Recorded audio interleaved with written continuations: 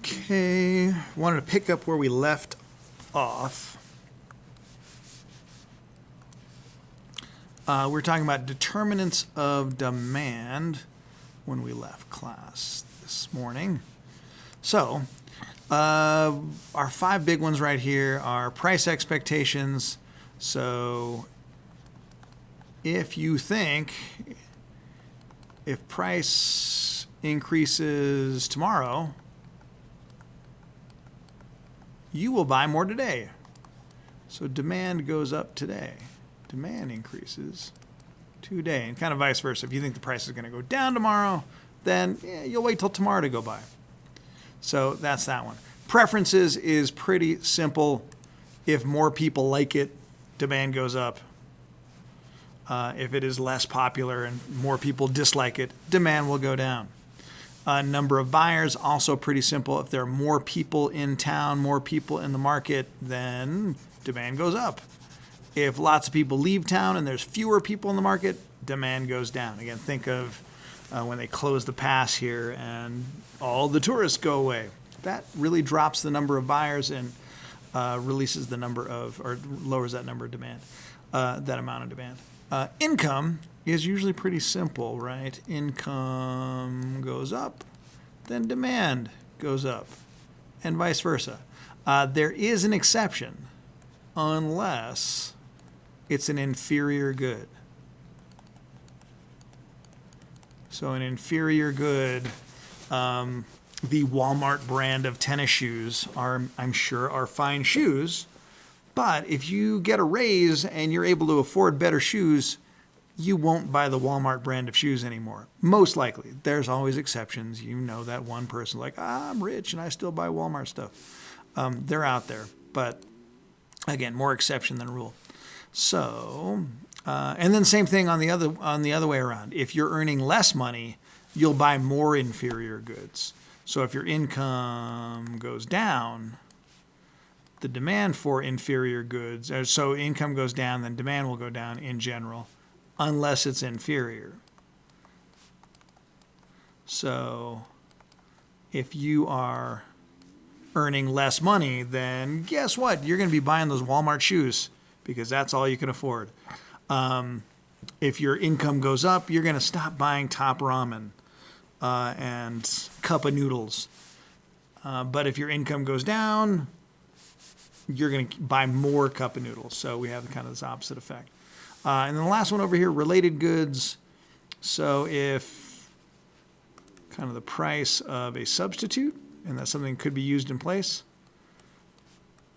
So if the price of a substitute goes up, that means demand for the other thing will go down. Or sorry, the other way. So if the price of, say, a Toyota goes up, like, I'm not going to buy many Toyotas, so my demand for Honda will go up. If the price of Oreos goes up, well, I'll buy more Chips Ahoy. Okay, and the opposite is also true. If the price of substitute goes way down, the demand for the thing that you're thinking about buying will likely go down too. And then complements, these are, remember, products that get used together. So a complement, if the price of a complement goes up, that makes buying those things as a pair a little more expensive. So your demand will go down for the other thing. So if the price of peanut butter goes up, that's going to drop the demand for jelly because I can't buy as much peanut butter as I used to, so I'm not going to have as many peanut butter and jelly sandwiches. So it drops the demand for both. So these are things you can use together.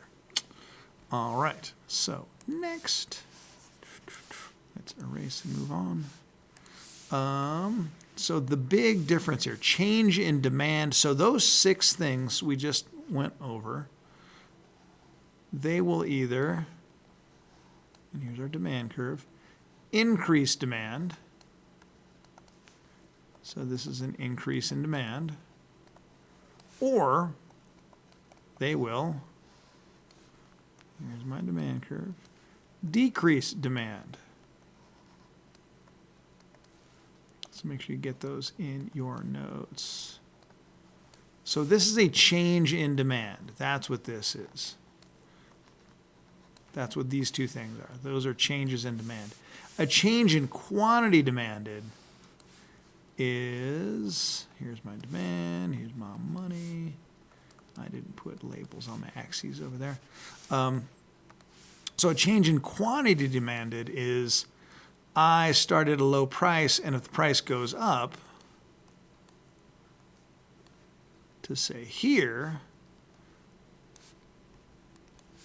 I'm going to go from this quantity to this quantity. Oh, this is regular Q, not Q1. This is Q1. Sorry.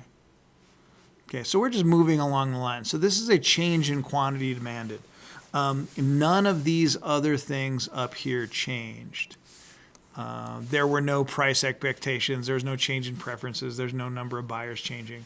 So these things right here, these things lead to these two things happening. Okay, the curve will move. A change in quantity demanded, this is just the price changed. Okay, the price went up or the price went down, which caused people to want to buy it more or want to buy it less. Next, law of supply. So these are sort of the same ideas here. So when we talk about law of supply, as price goes up, supply will go up, and vice versa. So the law of supply on our supply curve is just this. Here's my money, here's my quantity. And this is the number of sellers, or so the number of people that want to sell this, or the number that will be sold. Those are all kind of interchangeable for what we're doing here. Our classic example is snow shoveling. If the price to shovel somebody's driveway is $5, you're going to have one person out there going, I'll do it for $5. Somebody sort of desperate and very hardworking. If the price is $50, you're going to have, 10 people out there. You'll have a crowd out there wanting to shovel snow. So think of it as effort. It's work. It's something that you got to kind of put a lot of hard work into. So if the price gets higher, you're going to want to get up earlier and get out there. Okay, if the price is lower, you're going to look for another job. All right, so determinants of supply, so things that change. Some of these are kind of obvious and some sort of mirror the demand ones. Price expectations. If I think that I can get $50 tomorrow, I'm going to back off on the snow shoveling and wait till tomorrow. If I think that the price to shovel snow is going to go way down tomorrow, I'm going to do the opposite. I'm going to get out there and shovel as many driveways as I can today. Technology, if there's some new piece of technology that makes things more efficient, and again, these are things that will move the supply curve. Some new technology will probably increase supply. A number of sellers, more people show up in the market, we will increase supply. A disaster of some sort will usually decrease supply. The price of the inputs that I've got going in here. If shovels get all expensive, we're going to decrease supply at some point. Okay. All right, so that's that. And same deal. We have, this is a change in supply. This right here, where I'm just going from one point on the line to another, that's a change in quantity supply. Two different things. All right, and then last bit here, keeps knocking me down. Market equilibrium. Just know this notion right here. I've got demand. I've got supply. And here's my price. Here's my quantity. And right here, X marks the spot. This is our equilibrium price, EQ. This is our equilibrium quantity. Equilibrium. Okay. So here's the thing. The reason we settle out at this point is because if the price here is high, a high price, this means there's not a lot of demand, right? If I follow this down. So this is my demand. This is my supply at that price. So lots of people want to supply it, but not many people want to buy it. So we wind up with this surplus. There's extra. So to get rid of a surplus, and you've seen this in stores that have, leftover stuff laying around, They put it on sale and they lower the price. Okay, so that's one way to look at it. The other way to go, let me back out of here. If the price is too low, say down here, so the low price, here the supply is really low. Not a lot of people looking to sell this thing because it's kind of a pain, but a lot of people show up wanting to buy it. So the demand is really high. So here we have a shortage. And to get rid of those people in line out in front of your store, probably the easiest way to deal with that is lower the price.